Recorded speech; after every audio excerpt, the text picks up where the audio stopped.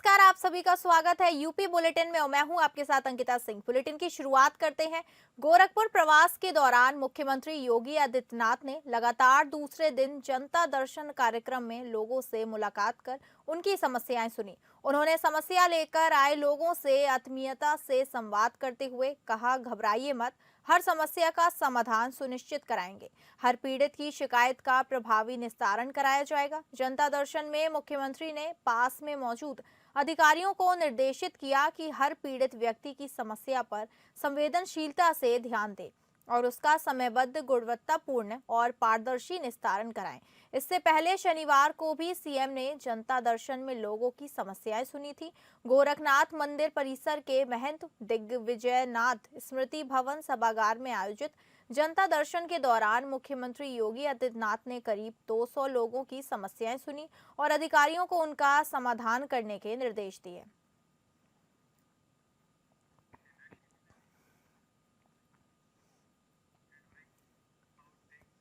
गाजीपुर भाजपा के पूर्व विधायक स्वर्गीय कृष्णानंद राय एवं उनके साथियों के शहादत दिवस के अवसर पर केंद्रीय मंत्री Giriraj Singh, UP deputy CM Brajesh Pathak और अन्य भाजपा नेताओं ने शहीद पार्क मोहम्मदाबाद में श्रद्धांजलि अर्पित की। गिरिराज सिंह ने मंच से सांसद अफजाल अंसारी और मुख्तार अंसारी पर निशाना साधते हुए कहा, ये मसीहा नहीं लुटेरे थे, लुटेरे हैं, हिंदुओं में फूट डाल के राज करते हैं।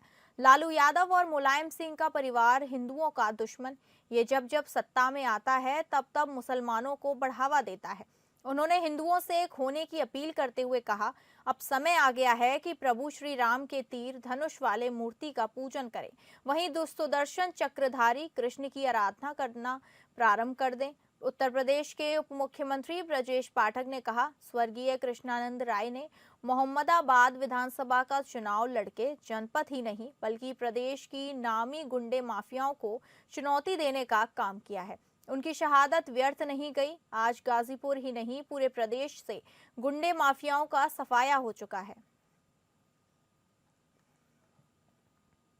गाजीपुर उत्तर प्रदेश सरकार के विकास के एजेंडे में नंबर 1 पर है और लाइन ऑर्डर हमेशा सर्वश्रेष्ठ रहेगा। मंत्री जी, यादव के परिजनों को मुआवजा देने देखिए, समाजवादी पार्टी हो या इंडी गठबंधन के लोग हों, सभी लोग एसआईआर को लेकर के तरह तरह के बयान दे रहे हैं। सभी को भारत निर्वाचन आयोग के नियमों के अनुसार निष्पक्ष मतदाता सूची, पारदर्शी मतदाता सूची के लिए काम करना है और हम सब उस दिशा में काम कर रहे हैं। कृष्णानंद राय जी एक तरह से सनातन को स्थापित करना, सनातन के साथ खड़ा रहना, इसके लिए उन्हें ये भुगतना पड़ा और शहादत।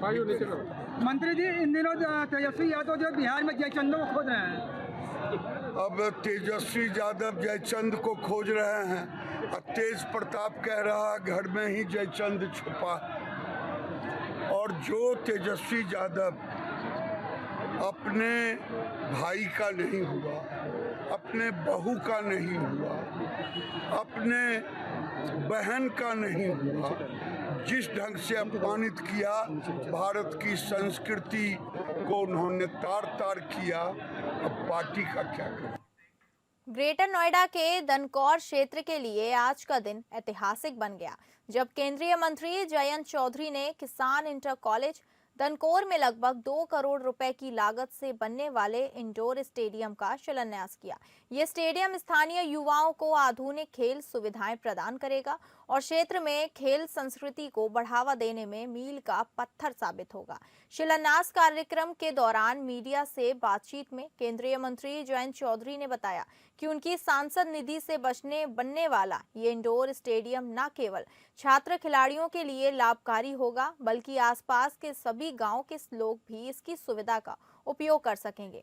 उन्होंने कहा, जब एक खिलाड़ी तैयार होता है तो समाज आगे बढ़ता है, युवाओं में नई ऊर्जा और सकारात्मक सोच विकसित होती है।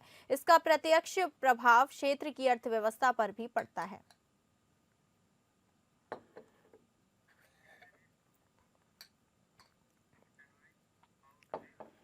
श्रावस्ती में अपना दल पार्टी की राष्ट्रीय उपाध्यक्ष एवं सिराथू विधायक पल्लवी पटेल श्रावस्ती पहुंची। फतुआपुर गांव में आयोजित समीक्षा बैठक कार्यक्रम में कार्यकर्ताओं ने माल्यार्पण कर उनका स्वागत किया।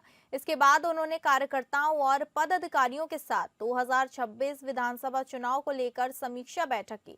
बैठक में पार्टी की वर्तमान स्थिति, ग्राम स्तर पर पार्टी को मजबूत करने, महिलाओं एवं युवाओं की अधिक भागीदारी सुनिश्चित करने तथा स्थानीय जन समस्याओं पर विस्तार से चर्चा की गई। कुछ ही दिनों बाद जिला पंचायत 2026 का चुनाव हम सबके बीच में होगा और ये वो चुनाव होता है जिसमें आप किसी भी राजनीतिक संगठन की ज़मीनी ताकत और वास्तविकता क्या है इसका आंकलन होता है। और ऐसे में 2026 को दृष्टिगत रखते हुए उसके उपरांत होने वाले विधानसभा 2027 के तहत अपना दल अपने हर ही मुस्तैद जनपद में जा करके अपनी विधानसभाओं का आंकलन कर रहा है। हम ये देखना चाहते हैं कि संगठन के तौर पर हम कितने परिपक्व हो चुके हैं, कितना बेहतर हमने काम किया है और हम अपनी विचारधारा को जनता के बीच में कितनी मुस्तैदी से पहुंचा पाए हैं।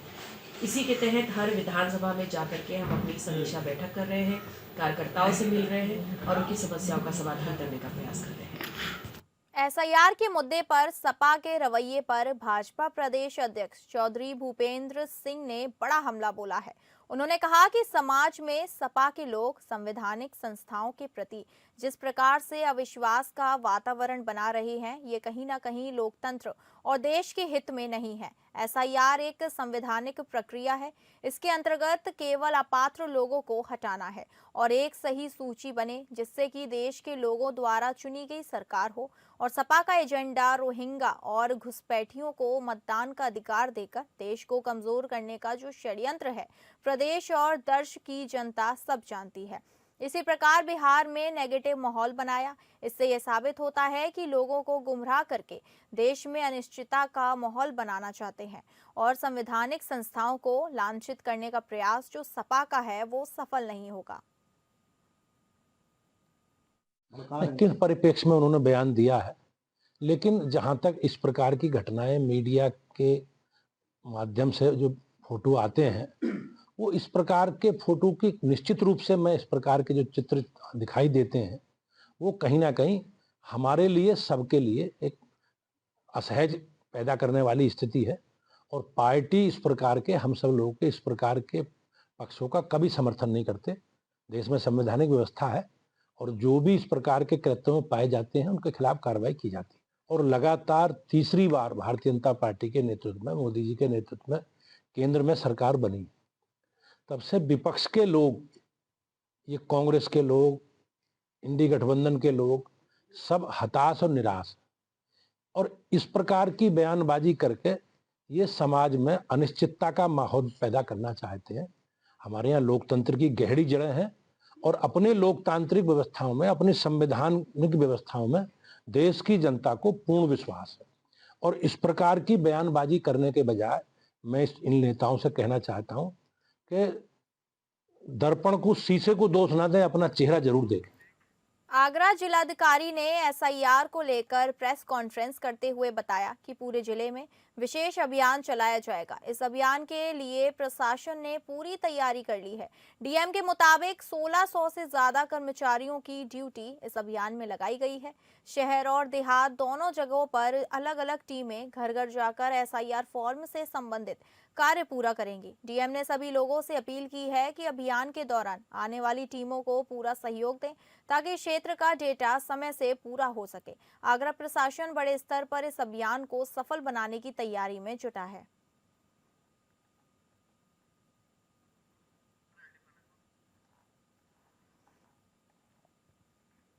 आगरा जिलाधिकारी ने एसआईआर को लेकर प्रेस कॉन्फ्रेंस करते हुए बताया कि पूरे जिले में विशेष अभियान चलाया जाएगा और इस अभियान के लिए प्रशासन ने पूरी तैयारी भी कर ली है। वहीं डीएम के मुताबिक 1600 से ज्यादा कर्मचारियों की ड्यूटी इस अभियान में लगाई गई है। शहर और देहात दोनों जगहों पर अलग अलग टीमें घर घर जाकर एसआईआर फॉर्म से संबंधित कार्य पूरा करेंगी। डीएम ने सभी लोगों से अपील की है कि इस अभियान के दौरान आने वाली टीमों को पूरा सहयोग दें ताकि क्षेत्र का डेटा समय से पूरा हो सके। आगरा प्रशासन बड़े स्तर पर इस अभियान को सफल बनाने की तैयारी में भी जुट गया है।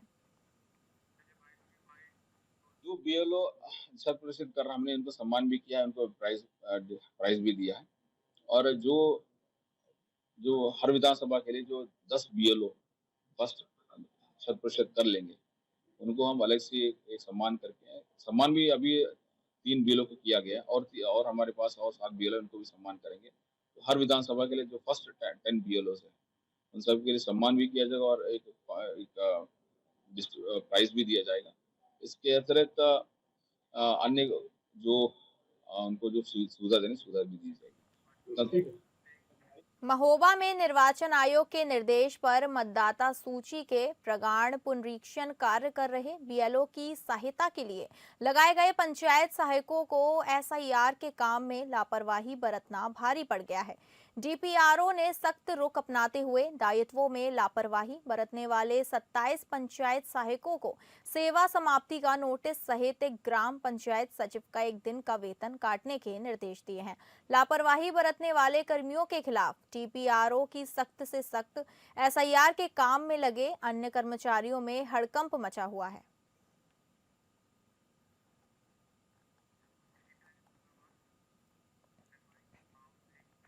मुरादाबाद में एक और बीएलओ की मौत का मामला सामने आया है। भोजपुर क्षेत्र के बहेड़ी गांव के रहने वाले टीचर सर्वेश सिंह ने फांसी लगाकर आत्महत्या कर ली। वह भगतपुर थाना क्षेत्र के गांव जाहिदपुर सिकंदरपुर कंपोजिट स्कूल में सहायक अध्यापक के रूप में कार्यरत थे और इस समय बीएलओ की ड्यूटी निभा रहे थे। सूत्रों के अनुसार सर्वेश सिंह ने आत्महत्या से पहले 2 पेज का सुसाइड नोट लिखा, जिसे उन्होंने बेसिक शिक्षा अधिकारी के नाम संबोधित किया। इस पत्र में उन्होंने एसआईआर के दबाव और अत्यधिक कार्यभार को अपनी परेशानी की वजह बताया। सुसाइड नोट में सर्वेश सिंह ने लिखा, रात दिन काम करता रहा, फिर भी एसआईआर का टारगेट हासिल नहीं कर पा रहा हूँ। रात बहुत मुश्किल और चिंता से कटती है। सिर्फ 2 से 3 घंटे सो पा रहा हूँ। मेरी 4 बेटियां हैं, जिनमें से 2 की तबीयत खराब है। मुझे क्षमा करें।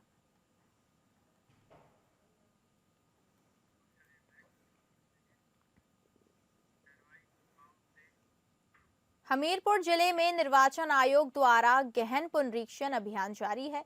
अभियान के तहत विधानसभा हमीरपुर में के 3 बीएलओ द्वारा गणना पत्रक का डिजिटलाइजेशन समय से पूरा किया जा चुका है। जिलाधिकारी घनश्याम मीना ने इन तीनों बीएलओ को प्रमाण पत्र देकर सम्मानित किया। निर्वाचन आयोग द्वारा विशेष प्रगाढ़ पुनरीक्षण अभियान के अंतर्गत बीएलओ द्वारा घर घर जाकर गणना प्रपत्रों का वितरण एवं संग्रहण का कार्य किया जा रहा है।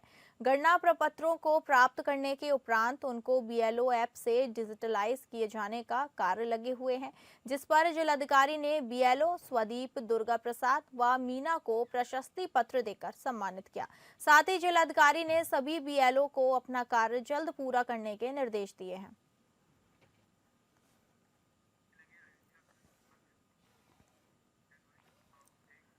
अयोध्या से चौंकाने वाली जानकारी के अनुसार कुख्यात खनन माफिया राकेश जायसवाल और राकेश जायसवाल ने अपने करीब 60 गुर्गों के साथ मिलकर थाना कैंट परिसर में अभूतपूर्व दुस्साहस किया।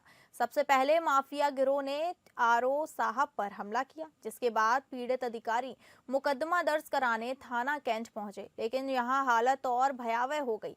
जैसे ही खान अधिकारी, खान इंस्पेक्टर व आरओ साहब थाने पहुंचे, खनन माफियाओं ने अपने समर्थकों के साथ थाने के भीतर ही गाड़ी को घेर लिया और जमकर अभद्रता, धमकी और गाली गलौज हुई।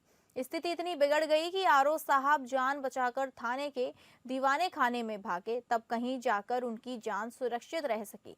ये पूरी घटनाक्रम थाना कैंट परिसर के भीतर पुलिस की मौजूदगी में हुआ।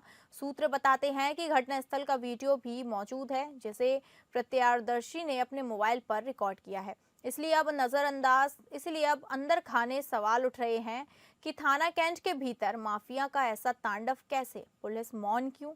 क्या ये प्रभावशाली माफियाओं की सुरक्षा का संकेत है?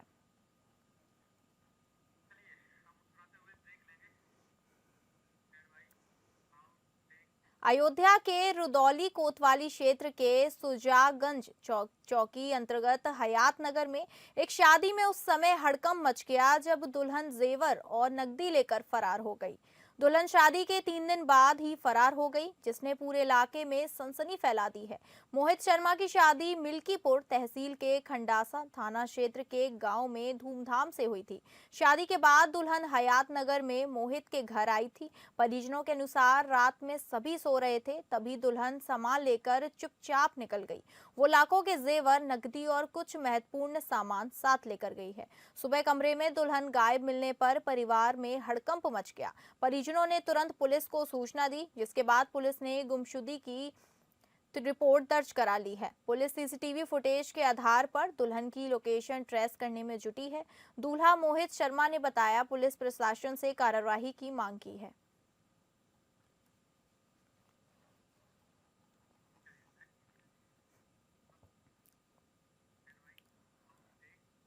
मथुरा में गौ रक्षक दक्ष चौधरी 4 साथियों सहित जेल से रिहा हुए हैं।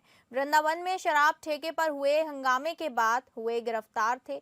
बाबा बागेश्वर धाम ने सनातन पद यात्रा के समापन पर ब्रज में शराब की बिक्री पर रोक लगाए जाने की मांग की थी। बाबा बागेश्वर ने संत प्रेमानंद महाराज की परिक्रमा में पड़ने वाले शराब ठेकों को साल भर में हटाने जाने का आह्वान किया था। बाबा बागेश्वर के आह्वान पर गौरक्षक दक्ष चौधरी ने साथियों सहित हंगामा किया था। हंगामा करने के बाद शराब ठेके के सेल्समैन ने मामले की एफआईआर दर्ज कराई थी। पुलिस ने शराब ठेके पर हंगामा करने के आरोप में दक्ष चौधरी सहित 5 लोगों को गिरफ्तार किया था। गौरक्षक दक्ष चौधरी ने के ऊपर चौथ वसूली का भी शराब सेल्समैन ने आरोप लगाया था। जांच के दौरान मांगने के आरोप साबित नहीं हुए थे। जेल से रिहा होने के बाद गौरक्षक ने ऐलान किया। गौरक्षक बोले कि शटर नहीं होगा बंद, शराब के ठेके के सामने धरना दिया जाएगा। शराब मास के खिलाफ जंग जारी रहेगी। मुख्यमंत्री से मुलाकात कर ब्रज ने शराब मास बिक्री बंद करने की करेंगे मांग।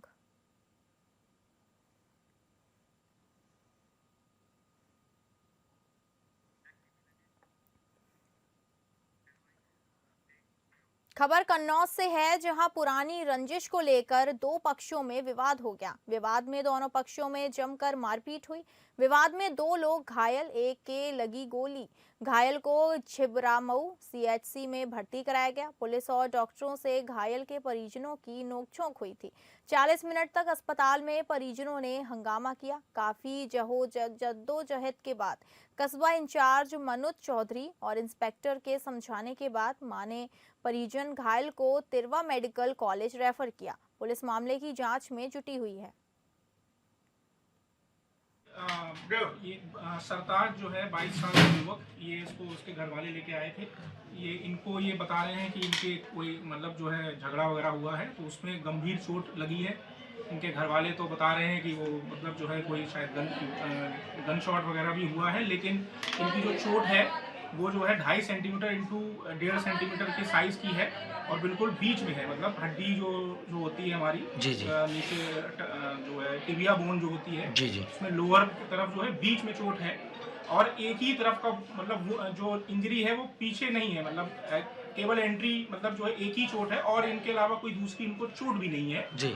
तो हमने इनको जो है, क्योंकि चोट इनकी जो है गहरी है, तो इनको बैंडेज करके हमने जिला अस्पताल के लिए रेफर कर दिया है और एक्सरे एडवाइस कर दिया है, ताकि एक्सरे में जो भी होगा, अगर कुछ अंदरूनी अगर ऐसा कुछ होगा तो अंदरूनी अगर कुछ फंसा होगा या कुछ और चीज़ होगी तो वो एक्सरे में क्लियर हो जाएगी। तो इनको हमने वहाँ के लिए रेफर कर दिया। Thank you. आजमगढ़ के तरवा थाना के महुआरी मठिया गांव में घरेलू कलह के चलते पति सुनील यादव ने धारदार हथियार से की हत्या कर दी। बताया जा रहा है कि दोनों में किसी बात को लेकर विवाद हो रहा था। मामला बढ़ने पर आवेश में आकर पति ने पहले जमकर मारा पीटा, फिर पेचकस से हमला कर दिया, जिससे उसकी मौके पर ही मौत हो गई। घर पर मौजूद 3 बच्चे सहम गए। घटना की सूचना दंपत्ति के बड़े बच्चे ने पुलिस को दी। इसके बाद पुलिस मौके पर पहुंच गई। जनपद मुख्यालय से वरिष्ठ अधिकारियों ने भी मौके का निरीक्षण किया। फील्ड यूनिट और डॉग स्क्वाड ने जांच की। साक्ष्य को कलेक्ट किया गया। मामले में एसपी सिटी मधुबन कुमार सिंह ने बताया कि आरोपी पति सुनील को हिरासत में ले लिया गया है, जबकि मृतका पत्नी के परिजनों की तहरीर पर आवश्यक विधिक कार्यवाही की जा रही है। शव को कब्जे में लेकर पोस्टमार्टम के लिए भेजा गया है। आरोपी की खरिहानी बाजार में दुकान है। ये मामला तरवा थाना क्षेत्र के ग्राम महुआरी मठिया का है। यहाँ रात्रि में पति और पत्नी के बीच किसी बात को लेकर विवाद हुआ, जिसमें पति सुनील द्वारा अपनी पत्नी की मारपीट कर हत्या कारित कर दी है। इस संबंध में मृतका के परिजन की तहरीर पर थाना तरवा में आवश्यक विधिक कार्यवाही की जा रही है। मृतका के शव को कब्जे में लेकर पंचायतनामा और पोस्टमार्टम की कार्यवाही कराई जा रही है। सुनील को हिरासत में लेकर उससे पूछताछ की जा रही है। घटना स्थल का निरीक्षण वरिष्ठ अधिकारियों द्वारा किया जा चुका है। फील्ड यूनिट द्वारा घटना स्थल से साक्ष्यों का संकलन किया जा रहा है। मैनपुरी जनपद के थाना भोगांव में जीटी रोड पर परतापुर के पास बाइक सवारों को ट्रक ने चपेट में ले लिया। हादसे में बाइक पर बैठकर जा रही वृद्धा की घटनास्थल पर ही मौत हो गई। वहीं दंपत्ति गंभीर रूप से घायल हो गए। मौके पर पहुंची पुलिस ने घायलों को अस्पताल भिजवाया, शव को पोस्टमार्टम के लिए भेजा। पुलिस टक्कर मारकर भागे ट्रक की तलाश में जुट गई है।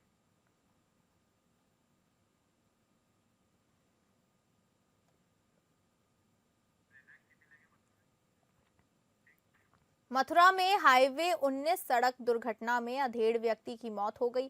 हादसा इतना भीषण था कि मृतक के शरीर के चीथड़े उड़ गए।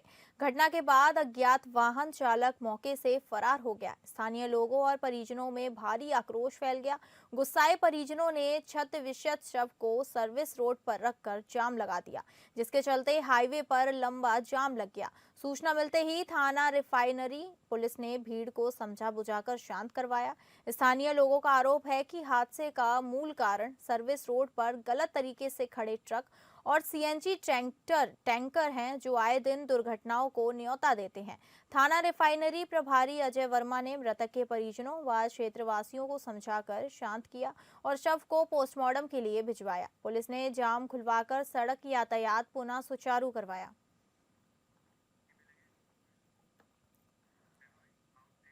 ग्रेटर नोएडा के छौलस गांव में एक युवक के साथ हुई गंभीर मारपीट के मामले में पुलिस की लापरवाही का आरोप लगा है। परिजन डीसीपी कार्यालय पहुंचे और न्याय की गुहार लगाई। परिजनों ने बताया कि घटना को 12 दिन बीत चुके हैं, लेकिन अभी तक पुलिस ने किसी भी आरोपी के खिलाफ ठोस कार्रवाई नहीं की है। पीड़ित युवक के परिवार के अनुसार घटना उस समय हुई जब पीड़ित अपने एक परिचित दोस्त के साथ गया हुआ था। किसी आपसी कहासुनी के बाद उसके ही दोस्त ने उस पर हमला बोल दिया। मारपीट इतनी गंभीर थी कि पीड़ित की रीढ़ की हड्डी तक टूट गई।